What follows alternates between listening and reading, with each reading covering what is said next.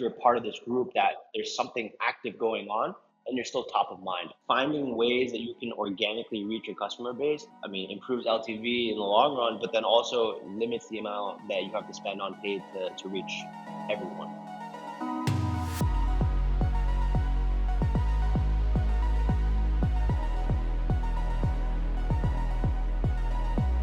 All right, folks, we're back for number 7 on April 7th. Coincidence? I think not. Cody got his masters in. Tiger is doing well. He's back in it. Under par. You said? One stroke Yeah, under? one under, baby. It's beautiful. It sounds fantastic. We're going to go through a few things today. We're going to go through kind of some retention strategies, just talking through retention. So we've really hammered home how to spend on TikTok, some TikTok strategies, and really the acquisition vertical, if you will, or the acquisition portion of the marketing cycle. So today we're going to talk about how to keep these customers, how to get Cody's favorite topic, more LTV out of these customers. And then we'll close with basically just kind of what's been working for all three of us. So obviously I'll be giving you guys a B2B SaaS angle, which is not super applicable to everybody, but that's why we have Ash and Cody to give you guys the angles in terms of how to build a behemoth DTC business. So how do you want to jump into retention, Ash? Good question. I don't mind talking Loyalty about what programs? we've kind of, yeah, we could talk about loyalty. At least for us, I'll kind of give you guys a synopsis of what we focus on for LTV outside of, like email, SMS, like the pretty standard ways of getting retention, right? Yep. I think the biggest thing for us has always been the community, 50,000 members on Facebook, Yep. a rewards program, and our app, which I talk about a lot on Twitter. So you tell me what you want me to kind of dive into. I think I want to dive into give me more of an actual use case or the life cycle. So I've purchased from my Avi, Yeah. put aside the email and SMS stuff, but take me through kind of what that customer journey looks like. How do I get into the community? How do you incentivize people to stay active in the community? Why is this app a big deal? What does the loyalty program look like? That kind of thing. Yeah. So I think the biggest thing is, utilizing post purchase as a way to funnel all these new customers into our ecosystem even more, which is our Facebook community, right? So as soon as you place an order, it says thank you, here's your details, da da da da. By the way, we have a community on Facebook. If you want to join, CTA button drives them straight to the group. Right on the post Um, purchase. right on post purchase, That's and killer. then also write in the post purchase email, right? Order confirmation email. Love it. There's also CTA, right? So that group is growing pretty quickly, and we're just shy of 50,000. So like super excited to hit that milestone. But that in itself has been the core nucleus of the business, right? It's like instantaneous feedback from your consumers. When you're trying to plan out your product roadmap as well, they're the ones giving you the suggestions, right? And I think after the first like year where we were like, okay, now we're at that 5,000 member mark and like we're growing pretty quickly. We decided, yeah, there are certain things that we want to put out as a company, but like, why aren't we listening to what these guys are saying, right, in the group? So, putting out surveys inside the group. What flavors do you want? What products are you looking for? What do you expect from us? Like, what are you buying elsewhere that you can't find at Avi, right? So, taking all that data and kind of putting it together, finding manufacturers for things that we can't produce at, our current manufacturer, R&D for things that just aren't there yet. So that whole process, takes a while, but what ends up happening is that, like, for example, last year we had 26 product launches. Whether that was new flavors, Sheesh. new products, everything. There's Yeah, it was like 52 weeks two a in month. a I year. thought we launched a lot. Jeez. Yeah, it was two a month. And don't get me wrong, the majority of them were flavor expansions, but I would say maybe 30-40% of it was new stuff. And how Which is now many, our not to cut our, you, our line. Yeah, yeah, not to cut you off, but how many of those flavor expansions were informed by your community?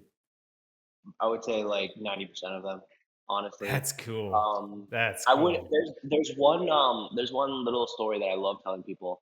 So basically, the biggest use case for collagen is in coffee, right? People love putting in their coffee as like a creamer. And people are like, well, we want a coffee flavor.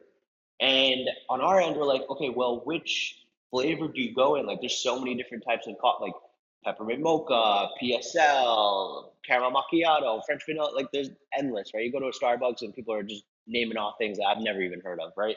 So we're You like, gotta go okay, PSL. Like it's obvious. That's the only yeah, coffee flavor. Oh my right? gosh. I hold on for asking for a friend because I obviously know what this means. What is PSL? By the way, I'm just kidding. I'm just gonna clarify that it's pumpkin spice latte. Oh, okay.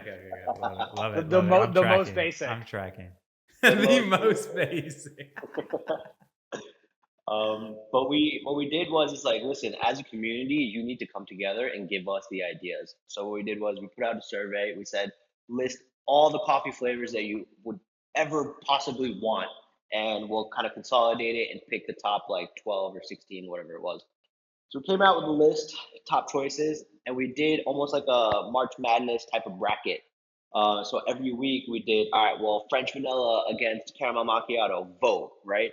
So people were like, putting their votes in, they were feeling the love. They were like, oh, this is such an awesome opportunity.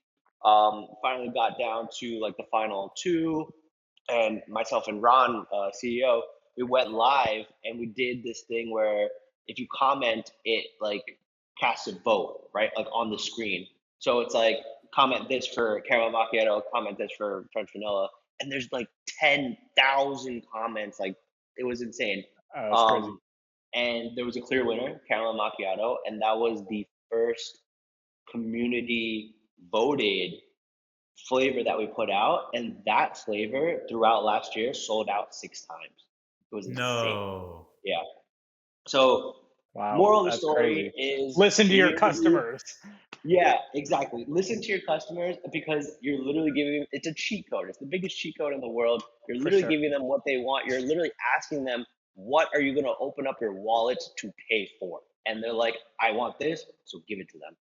So, I think community, I mean, It's it's pretty it's amazing so that most people underrated. don't do it. Like, even if you don't have the community that you guys have built, like everyone has an email list. Everyone can do a type form or a no survey. Like, it's pretty crazy because it's literally the simplest thing to come out with, your product roadmap or really any of your marketing strategies. Like, why don't you think most people do enough of that? Or do you think people are doing it enough? I don't know. Like I don't I haven't seen many brands kind of do the amount of drops. And I know Cody, you had a lot of product launches too, right?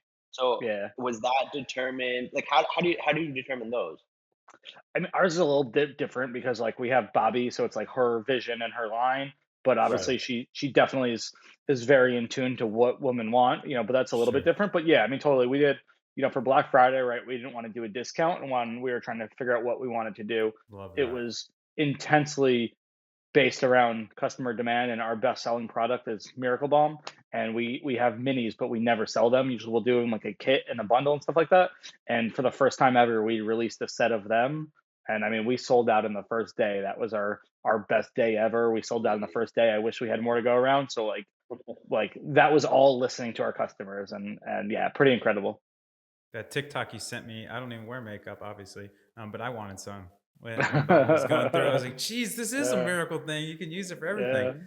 yeah. Just to push back a little bit, and to be fair, I'm in a different vertical than you guys, but one of the challenges I think with this strategy is so I love flavor expansions. I love like different shades or stuff like that, almost iterative products. For us, like everybody's like, we want Amazon. Of course, you want Amazon. That's just 3 to 6 month lift. You know what I mean? Yeah. It's not this thing where it's like we can turn it around. So I think there is a give and take where asking the right question Mhm, where you can close the loop is really mhm, important. Not saying you can't leverage community. I think what Ash did is fantastic. And furthermore, the money you save on the economics of the product research, and it's better than getting a McKinsey or some nonsensical thing where they're going to bring all this bullshit. Where it's like, just ask the people. To your point, Ash, like, what are you going to give us money mhm, for? Cool, we'll make that. So I think that's great. But I think to your point, Cody, one of the reasons why some people don't quote unquote leverage this as much is because kind of one of the things of the Steve Jobs thing, like people don't know what they want. You have to tell them.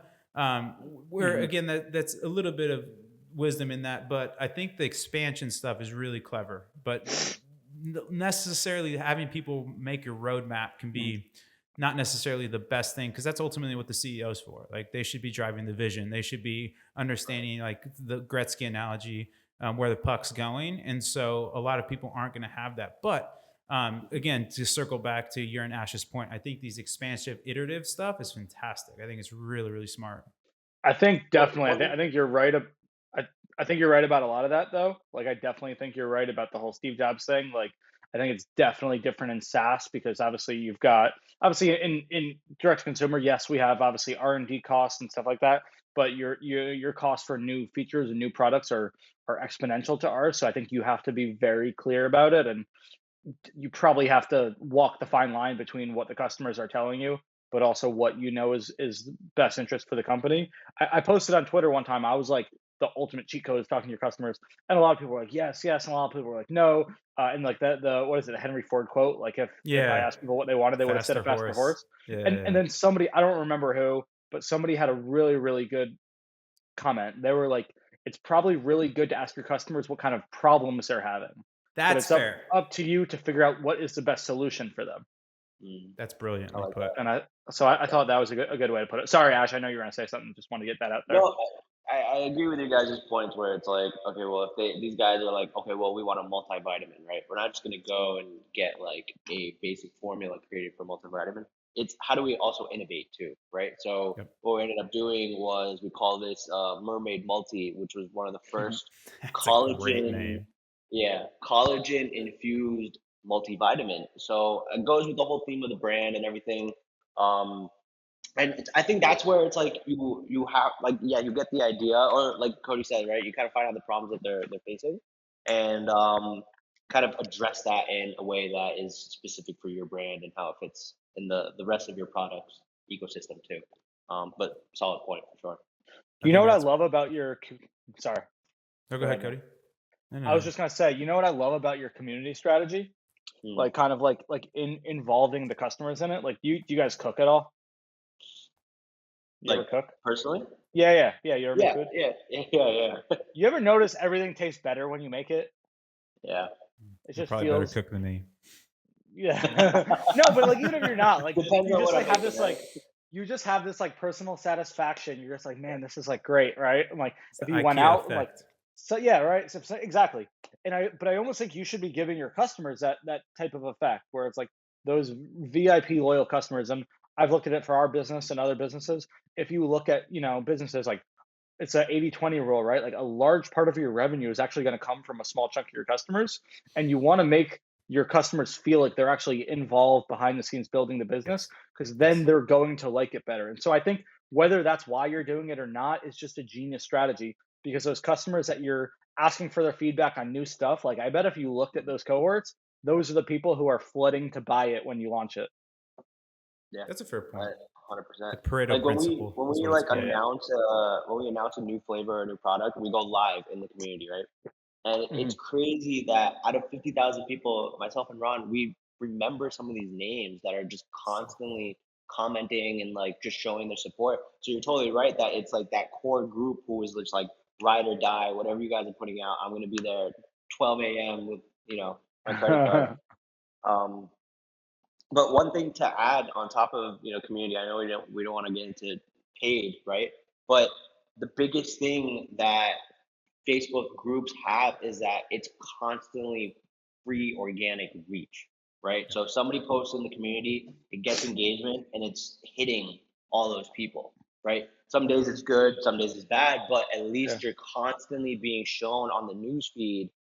If you're part of this Hmm. group, that there's something active going on and you're Hmm. still top of mind.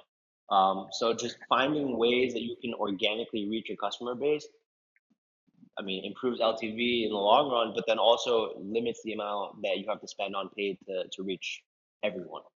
It's also social proof because I would imagine most of the posts are probably not from the brand, but it's from other people in there, Yeah, exactly. which is huge. If you were doing it today, would you build that differently? Would you build that on Facebook again? Would you build that somewhere else? Do you have any concerns about not owning that audience and being on Facebook? Great question. Um, I think for our demo, a lot of these women hang out on Facebook. I don't know if there's anything out there for us where that demo would be like feel comfortable being, right? Yeah. So like for example, like Triple, you guys have the Slack channel, right? Yeah. Our our customers aren't going to be on Slack, right? I don't know if there's other services out there that would make sense for us. I know there's some apps and stuff, but I think those are a little bit more technologically advanced for our customer base. Like they hang out on Facebook, let's just keep it there. For Um, sure. For sure. if it was another product line that was served to maybe an even younger demographic, then maybe. Um, I personally, I don't know what is out there. Okay. Like we started Yeah, on for sure. Facebook, it's rocking. Like the goal is 100,000 members. This and that. So like we're there, trying to move everybody over to be such a pain. Yeah, yeah, no, for sure. But do you have any concerns? Like, obviously, when people talk about building their businesses on Facebook ads and they talk about rented land, right? Like, Yeah. this is the same thing. And I'm not trying to knock it because what you've built is Yeah. phenomenal. But do you have any concerns of like Facebook, something happening to Facebook overnight or long term, and like all of this effort that you put in, like you might not be able to bring them over to another place? Yeah, I mean, I think that may kind of segue us into our app that we have. Yeah. Um, Again, it's not a source of community where we can kind of constantly interact with people, but if people are downloading the app and we have a way to reach out to them, like push Mhm. notifications are free, right? Yeah. I think building that community there, and then maybe hopefully in the future we can build out something on the app, right, where everything is kind of encompassed, then maybe that might be the way to do it. And I don't know, maybe the devs at Tapcar are listening. Maybe we need a Mhm. social media feature. Um, but no, I agree. I mean, once if that goes away, then like that our Mhm. nucleus of the brand goes away. Mhm. So Mhm. definitely something to be concerned about What for do you sure. look at when you're talking about LTV? What do you look at in terms of what I think this would be interesting for people. What metrics are you looking at? Are you looking at LTV? Are you looking at it during time different time periods? I know obviously you guys are bootstrapped like we are. Like what are your KPIs for retention? So I think it has to do with the way that we look at it is we'll look at a certain period of time. Like we're not gonna look at it from what's the LTV from like 3 months ago. We'll look at it Yeah. from like a year ago, right? I think Rabba mentioned this either last pod or the pod before. Looking at it on such a short range of time, it's so difficult because like for a product that at least for us, right, it's a 30-day supply. People may not actually use it for 60 days. Yeah. And then also we have all these launches that come out and we've like kind of developed this collector mindset that people are just buying as much as they can. And like maybe they won't buy for a whole other year because they're just stocked up, right? So I think those factors have to come into play where you're measuring LTV because one, Mhm. we're only 3 years old. It's a very hard metric to define. But what we've noticed is that when we do have launches, they're very successful. Yeah. So for the time being, that is good enough for us until we have enough data, if that makes sense. What's like a normal split of like your new versus returning on a normal day versus a launch day? I mean, launch day, it's like 80% returning. 80. Okay, that's solid. We're Yeah, probably the same. Yeah, It's a great we're probably question. yeah, like we're probably like 70% new normally. I mean, if if we're doing yeah. well, We're around the and same. then Yeah, we're probably like 70% returning on any kind of launch day, something like that. yeah, exactly. No, same metrics, honestly. Mhm. I mean, it's, Yeah, yeah. I kind of want to we're circle back to the owned and paid media though, because I think it's a really prescient point, Cody, where building on the challenge that I've found. So I can't remember. I think it's called Circle or some bullshit like that. It's some sort of like networking thing that you can build your community here. Yada yada yada. They all suck. They never work. yeah, yeah, And for like sure. it just never works. And so when I was thinking about how we're going to build a church, because I like to think of it almost in like religious terms, like where can you build a church for people to congregate and worship at and Mhm. evangelize your product? It was Slack, it was Discord, and it was Facebook. Yeah. And what we found was that, so kind of just taking you through my idea maze, Slack's horrible to build a community on because of the economics. So we're pretty much going to rock the Mm. free plan forever. Like, I mean, if we paid for the Slack, like we're over 700 people in Narwhal Nation now. If we paid for the Slack, it'd be $20,000 a month. And But you don't have to upgrade. no, Like you can stay on free. you can rock the free plan forever. And then So we were thinking, why is there an upgraded plan? Like what do you get out of that? you get all this fun stuff of like archives. You can go back farther. There's like all these upsells, but you can rock a free Oh, plan forever. that's And crazy. so, yeah, so the economics in Slack and building a community in Slack, especially a big one, horrible. So that was one of the reasons why I didn't want to do it. But then there's a lot of kind of hate for Facebook, where some people just For hate sure. Facebook. And the other thing is kind of to Ash's point, like almost all media buyers are in some sort of Slack.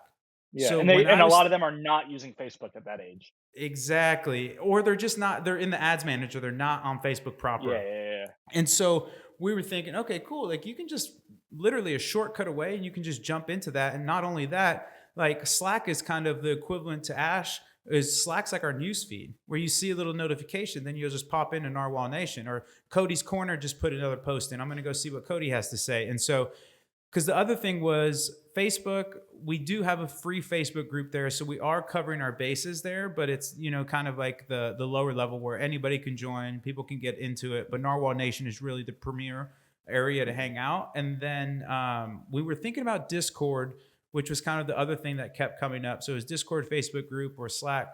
But Discord, there was just a lot of learning curve for some people. It doesn't really, it's not as easy kind of to asynchronously communicate. There's a lot of kind of stuff where it wasn't for us. But I think it's very interesting because I think owned properties are really sought after. They're just a pipe dream. Like you got to go I to where totally people agree. are. Like, and Definitely. because I've always wanted to do like, oh, build my own app or do this or do that. And it's like, or from my experience, it just always dies, dude, because it's like, a network effect is a real thing, and like getting the first 100 people is really hard. So why don't you just go to somewhere where there's already 1,000 people and you just basically like, oh, just come to this room versus, oh, I got like kind of an analogy. I had a friend that kind of became really wealthy, and he bought this amazing house. Like there's a really nice lake in Austin. It's like 30, 45 minutes out of the city. And he bought this just incredible baller, like super proper house, dude. He sold it a year and a half later. You know why? Nobody ever went out there. Like, and there was Yeah. just no point. Like, I don't want to drive 30, 40 minutes to go see you, dude. Even though you have the most baller setup, you have a boat on the lake, like, and just nobody went out there, and they ended up buying a penthouse in the city because he just couldn't, like, again, you got to remember there's social networks essentially. And so you got to go where people are. So, anyways, I won't ramble anymore, but I think it was a really good point that you made that I think people always are like, you should want to cultivate your own media. That's why email is so important. Like, that you own your Yeah. email. But at the same time, it can be challenging to build communities out in the sticks. Mhm.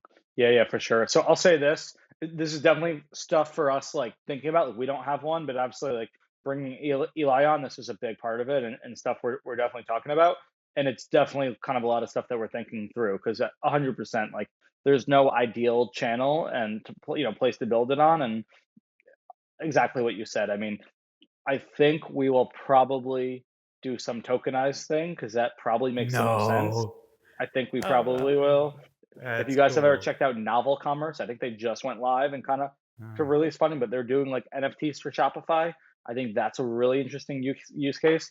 But the ironic thing is, right, if you talk about all of Web3 stuff and everyone in Web3 and crypto is like, oh, yeah, Web2 owns everything. It sucks. Mark Zuckerberg, Jack, Twitter sucks. Like, we need to own our own stuff. And then they all do all their communities on Discord. I think it's like the most ironic thing. it's the best. Shout out Yeah. Elon Musk, 9.2%, getting a Yeah. board seat. What a savage. What a Savage. But savage. yeah, I just think it's super ironic. Ash, how Exactly. much do you guys think about? And I'd love to share a little bit kind of how we think about it. But how much do you guys think about like retention by product and like, are you trying to acquire customers on certain products, and then are you trying to Great upsell question. them and build kind of customer journeys around others? Yeah, so I might have mentioned this in the past, but our collagen protein, right, has a pretty solid retention rate of like 40%, something like Mhm. that, right? Our weight loss supplement has a 20% retention. Mhm. Obviously, the reason being is that, weight loss, people are looking for like quick results. They don't see or feel anything within like 2 days. They're like, ah, this sucks, right?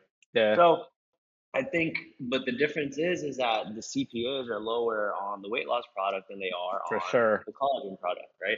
for sure. Um, so utilizing that information, right, we can literally just use the weight loss product as like a cash cow, and just acquire, and just make money on it. and then which we're trying to do is try to upsell them to the other products that do Yeah. have higher retention, right? So like some newer efforts that we're doing is we're trying to be better with our inserts on the product in the boxes, right? Yeah. That show up, Yeah. right? So we're doing one where it's like front and back is the top 6 products. One side is top 3 products for beauty, and on the back it's top 3 products for weight loss, right?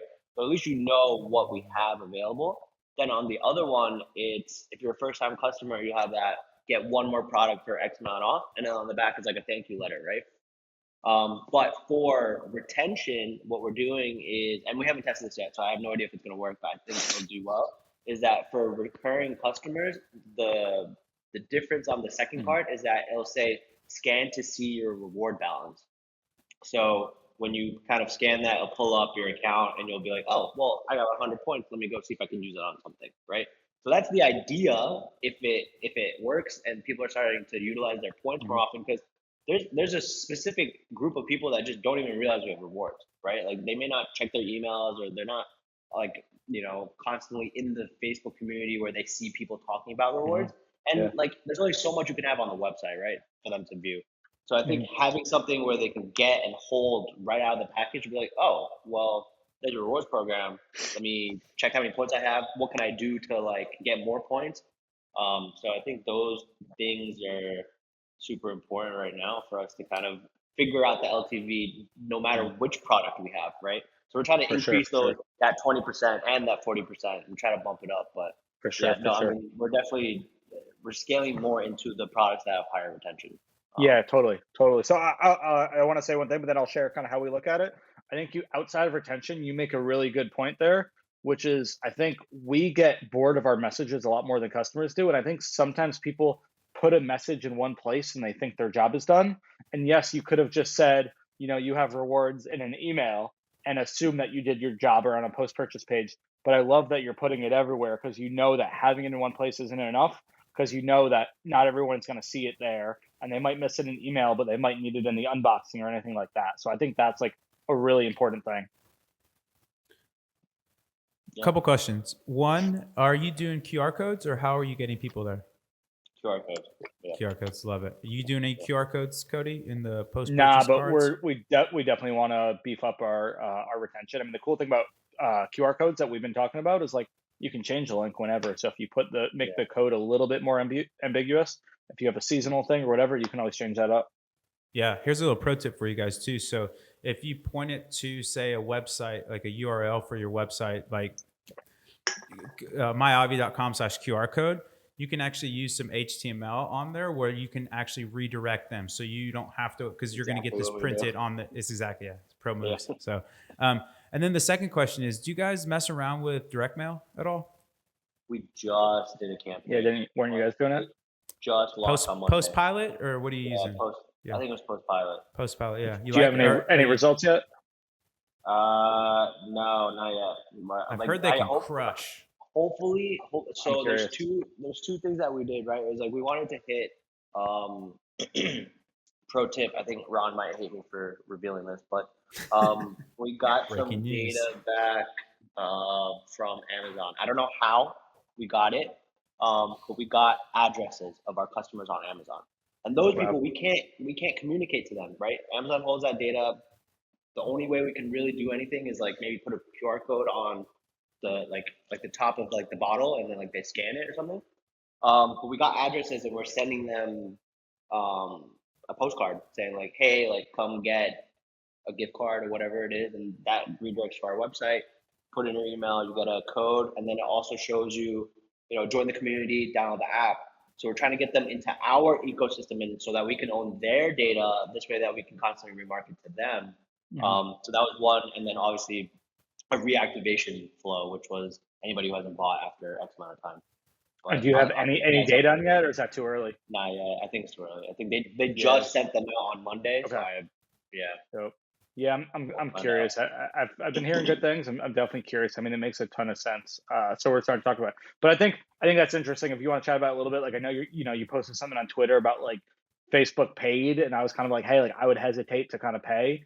I think I think it's fine. I think there's places, but I do think you should get everything you can organically for free out of retention. Otherwise, because most of us are building these LTV models, right, where we're understanding what we're increasing, the lifetime value of a customer over 30, 60, 90 days. And we're essentially, most bootstrap businesses are trying to acquire at break even. And I think there's two important things. But if then we're also repaying for that retention, I think we have to bake in those reacquisition costs into there. Really, what we should Right. be doing, and I'm not doing this, we are not, if our Facebook CPA says one thing, right? And again, it's on platform, we are, I'd say about 30% of our acquisition from Facebook is actually reacquisition. So we should really be like discounting our CPA targets by like 30%. We're not doing that because I think it gets complicated and it gets muddled. But I do think like the more you are going to then repay for that, I think you just have to kind of bake that into your numbers. And I understand, like Jess made the point, like nothing is free, but I don't think you can compare like $1,000 a month Klaviyo subscription to like a $25 reacquisition cost 100%. for everybody. Yeah, no, I'm with you. You're coming around. You'll slowly I see it. am You'll not slowly talking about see it. retargeting. You'll slowly Um, see it. But so like postcards, like I think the timing is important, and I think you should probably like do everything that you can through email, and then once somebody is again like lost or something like that, Yeah. or it's then probably postcards. So- It seems like a pretty cool strategy. Dude, They there's so many crush- apps on, and I think you guys have it too, right? You just added to Triple Whale, or I don't know if it's out yet, but it basically segments your customers into like, all right, these are like the Yep. whales, and then these are like your dead fish, right? I don't even know what you guys are calling it, but those are the people we want to send postcards to like find. That's what we should call it if we're not. Yeah, dead fish, right? Yeah. The guppies or something.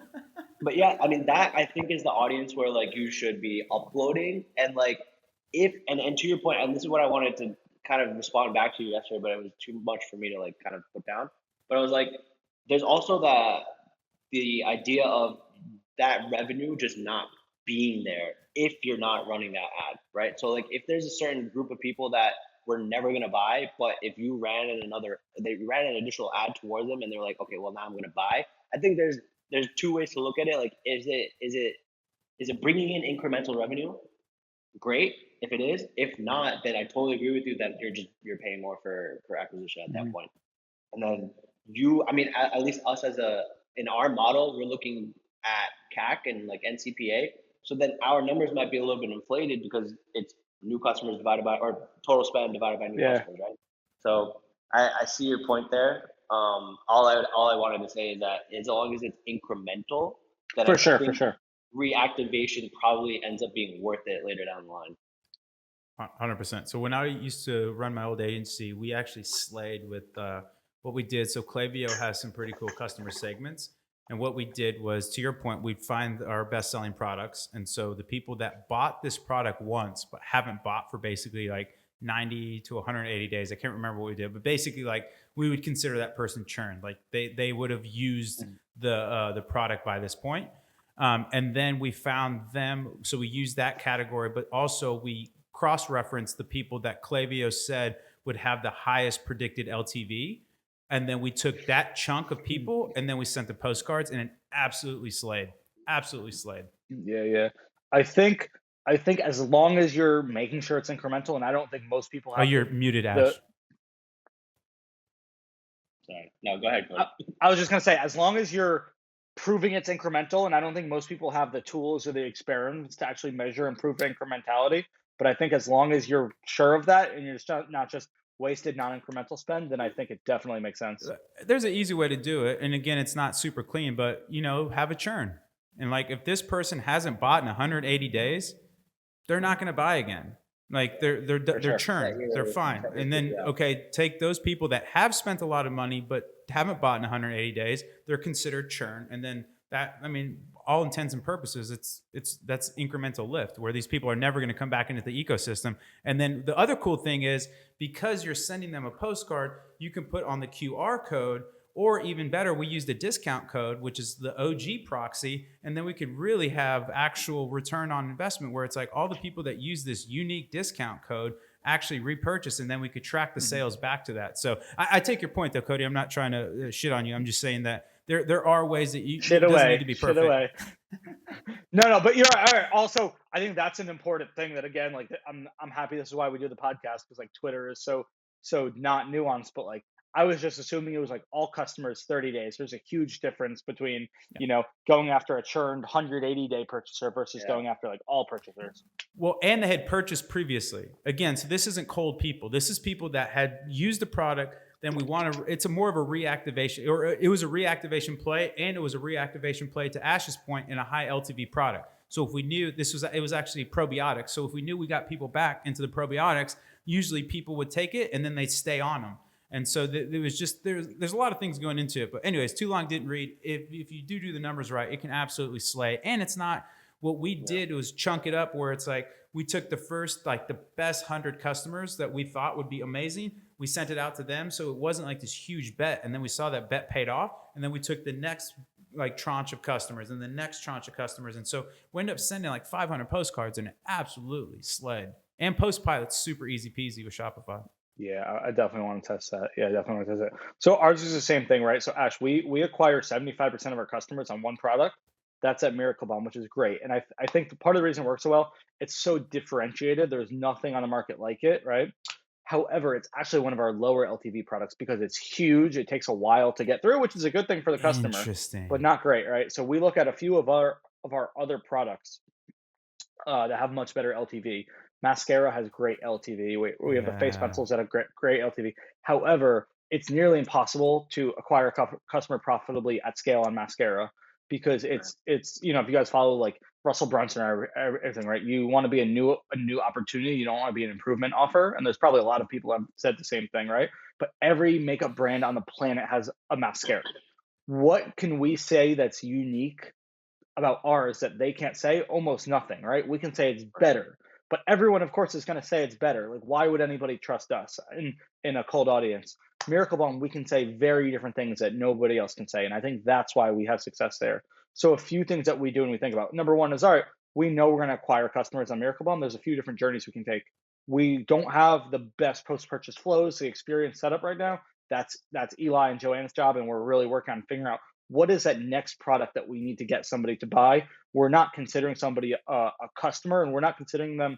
I don't know if we always talked about this. There's probably some good quotes, but like you haven't really acquired a customer if they purchase once. You've gotten a sale, but we're really trying to get that second and third to actually get like a loyal customer. Is that you, Rabba? Is that a Rabba quote? Well, I have so in our product journeys, there's the 3 purchases. Yeah. And so the way I look at it is the first purchase is dating, the second purchase is engagement, and the third purchase is marriage. You want people to marry as many products as possible. For sure, totally. So one way we look at it is like, how can we reacquire them and get them on that second product? What should that second product be? And what do we need to say to them? And again, we don't want to be salesy, like, hey, here's 20% off. Ours is very educational. It's taking that first and zero party data of what they've already bought, why they've bought it, and explaining how the goals that they've told us they want with the quiz or whatever are actually can be fulfilled by that product. Mascara, not only is it, it's one of our best sellers, just not great for acquisition. It's also got a better replenishment cycle. You go through it a lot faster. So that's one strategy. Number 2 is kitting, right? We've found that kits and sets, not only do they have high AOV, so higher allowable CPA, but a lot of times they have a much better LTV. My theory for this one is if somebody's buying one product, they have a 1-in-1 shot of liking it. If they're buying 4 products, maybe they don't like product 1, but they like product 2 and 3. So that's something that we've seen successful. And then something I want to try that we haven't done yet is gift with purchase, right? We're making mini mascaras. These won't be ready for a while, but doing a GWP on evergreen acquisition offer. All of our ads are about, Miracle Bomb, but we're giving people away that gift with purchase. Should help conversion rate and CPA a little bit, but then they're getting that product at like a $3 cost to us. And then that's what they're going to come back on. So that's kind of our plan, and I'm super excited to test that. What was the gift again? What are you giving? Gift with purchase. So we're going to do a mini mascara because cheaper than a full size one. Again, we're able to. I still think that'll help our CPA anytime you're giving something away. You do GWPs and that they slay on acquisition, but also looking at kind of that LTV model. Eli's theory is that would actually help our retention quite a bit because again, people have another reason to come back. That's not that Miracle Bomb. Yeah. I think something that you guys could slay with, or it'd be really interesting because you guys don't have a heavy subscription presence. but something like if you buy the Miracle Bomb and then get your first mascara for free, but it has to be on subscription, and then you get it for free, and then you just Interesting. kind of, because people like subscription, man, it can absolutely paper over those valleys, where those Yeah. peaks and valleys, and you just have this free money. And especially too, if you time it out right, because I believe mascara, the way you guys have it sized, is on a nice monthly cadence. So, because that's the problem what you'll run into with subscriptions is like you start to have piles of soap or something where you're just Yeah, like, yeah. dude, you know what I mean? The sales cycle's too long where I'm not, or what did you call it? The consumption cycle. You had a really good name for it. I've never heard it before. Retention Was that cycle or mine? something. That's it. Yeah, Might be yeah, consumption. I you don't must have remember. It's blacked probably out. I Yeah, probably you got it must have blacked from out. Eli. There you go. Eli's rubbing off on me. But whatever you just said, it's Yeah, you basically, it's like selling a leather wallet that never goes bad. It's like exactly. you're going to get that's an AOV business. Like you're never going to get any Exactly. more money out of this person. So I think that you guys could get heavily into subscriptions. The other thing I could think for you guys that would be interesting, and again, I'm not close enough to the space, so I could be talking out my ass, but some sort of like sending you new shades every month. And I don't know if you guys have enough of Interesting. that, but something like that where like, oh, you tried out, but it's basically you're part of this, and you can build things into that where you're part of the community. You get a free kind of, Bobby could run like a tutorial that's only exclusive for people that are on subscriptions, and you can build things that are outside of the product. That's what I try and tell people. Like, That's what we're gonna keep do. Yeah. if you can't compete on the product, then you need to build moats that other people can't compete on. Like maybe, because I'm sure your mascara is fantastic, but to your point, like outside of Miracle Bomb and stuff like that, the Miracle Bomb is really the most differentiated product. But then there's other things like you do have Bobby, you do have these other cool creative things that you can build moats around your product that can then build an area of exclusivity. It can build an area of community, and then that can drive kind of the topic that we're talking about is more and more retention.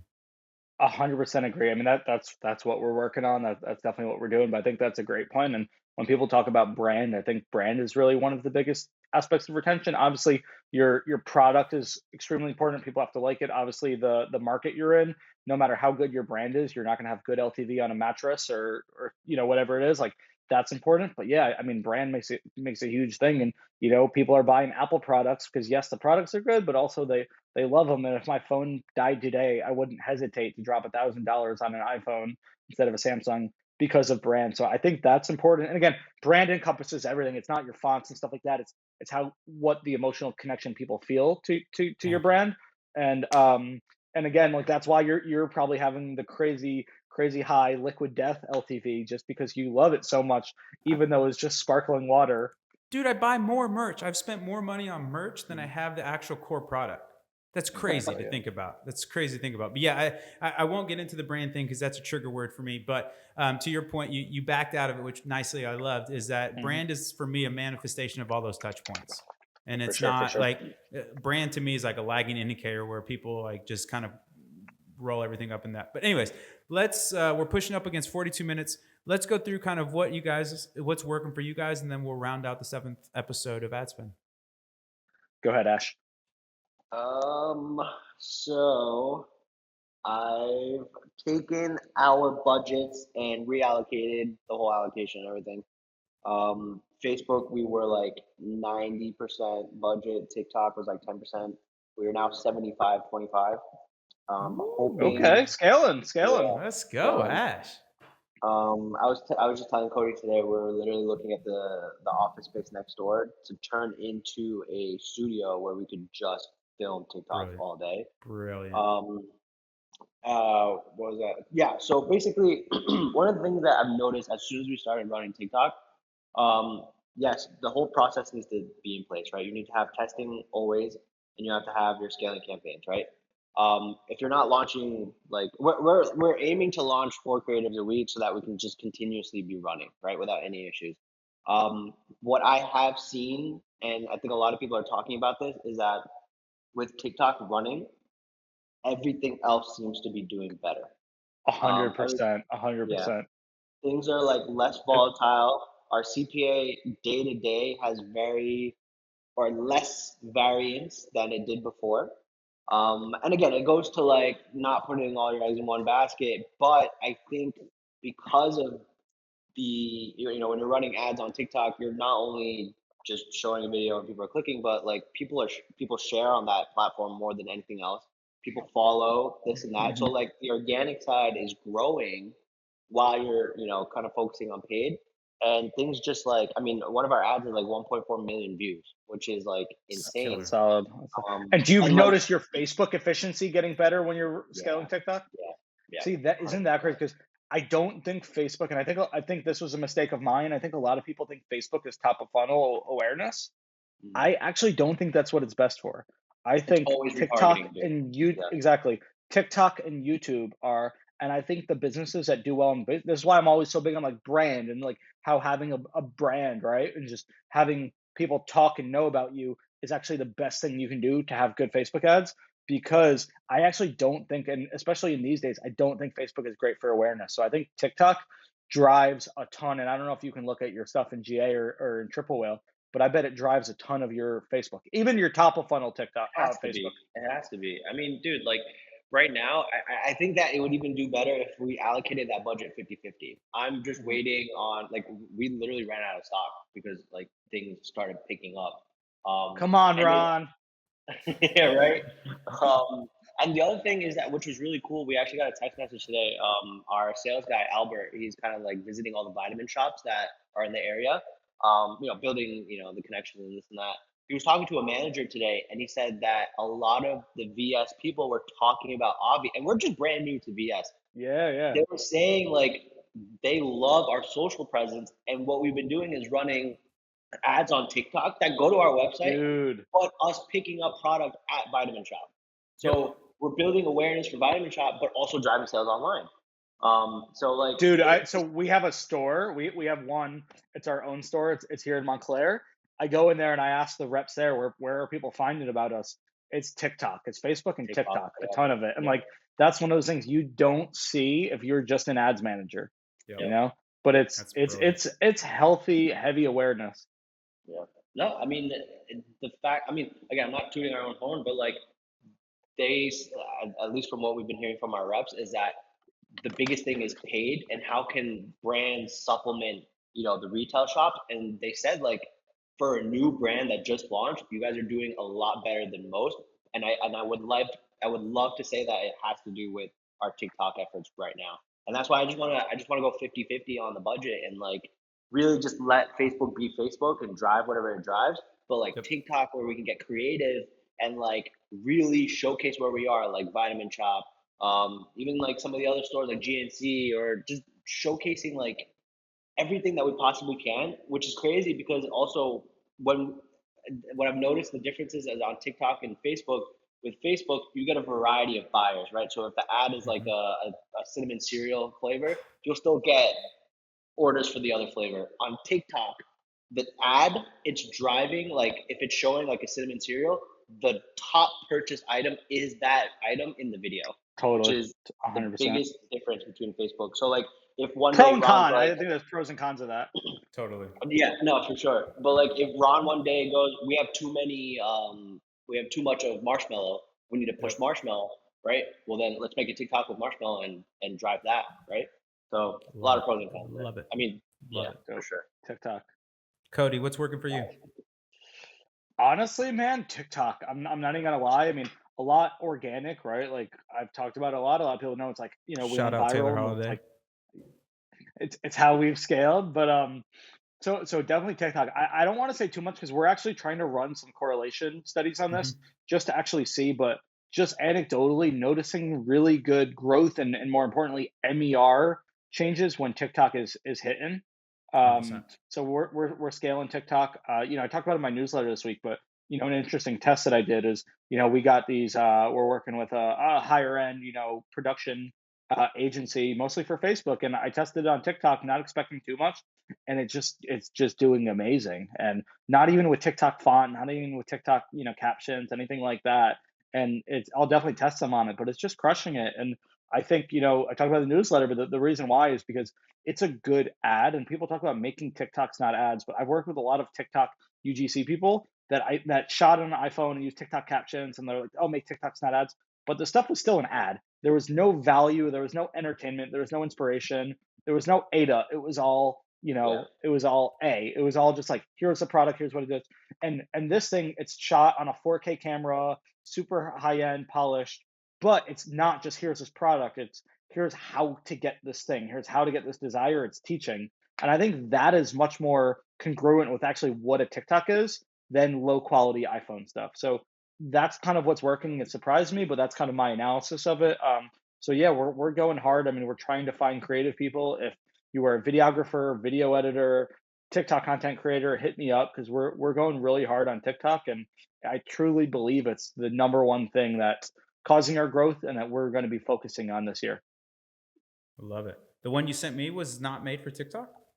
No, that was just a 9x16 of the Slays. That's Facebook. fantastic. Yeah. That's phenomenal. All right, So we're boys, gonna let's test wrap it that up. with we're gonna test that now with like TikTok native font and stuff like that, and see if there's any difference. But you saw it's not an iPhone video. Yeah, no, it looks fantastic. Last question, I guess. Did you ever find out if you re-add the captions, does it work or no?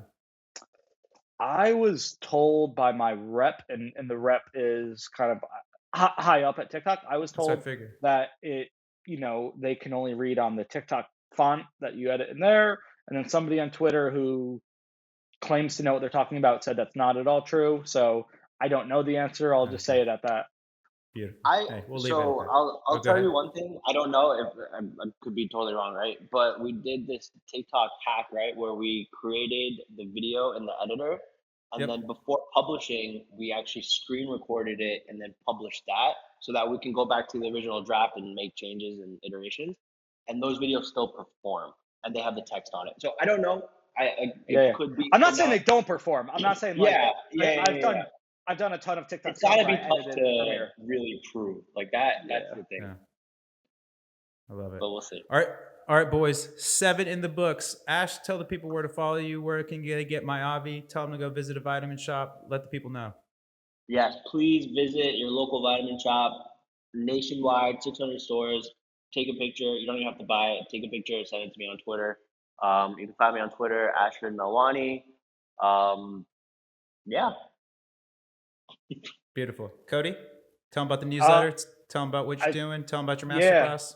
I'm on Twitter, Cody Plouffe, and then I think by the time this comes out, if I can get my act together, I will have a website. So it'll be codyploufker.com. Check it out. You can Ooh, let's see go, some past kids. issues and subscribe to the newsletter there. Beautiful. And both you savages, as well as Ron, will be joining me in Miami, right?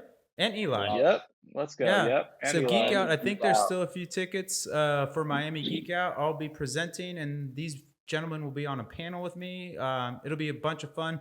And this one's actually going to be really unique because there's more experiences. So Geek Out events, forget what the website is. I should know this. It is, I'm what is excited. it? Yeah, first one. Geekoutevents.io. You can get your tickets there. Definitely go. It's one of the best DTC conferences out there. It's a little pricey, so that you make sure you have the economics for it, but it's definitely worthwhile. And that's episode 7 in the books. We do have a newsletter as well. Whale Mail goes out every Tuesday, Thursday. Alex P is actually writing the Tuesday issue now, and it is straight heat. I love her. She is just one of the biggest brains in marketing.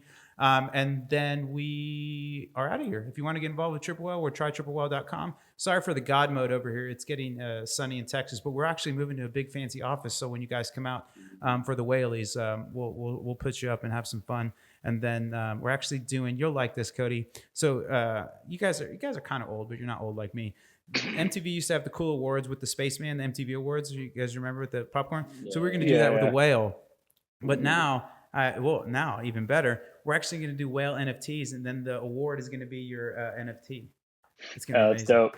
Yeah, I Dope. figured you'd like a crypto maxi. Anyways, awesome. Thanks so much for you guys. Cody, thank you for taking your time away from the Masters. I know that is a big deal to you. So we appreciate that, and the community appreciates that. And we always appreciate the love on Twitter. It's been so heartwarming and heartfelt. There's just been some really cool tweets. Yeah, it's been dope seeing a lot of that. I really so- appreciate everyone who's listening and leaving good feedback. Same. Really appreciate that. And also let us know if there's more feedback where it might not be something that you like. We're always trying to improve this and make more value for everybody. But Ash, Cody, it's always a pleasure, my friends. We'll talk soon. That's 7 in the books, everybody. Peace.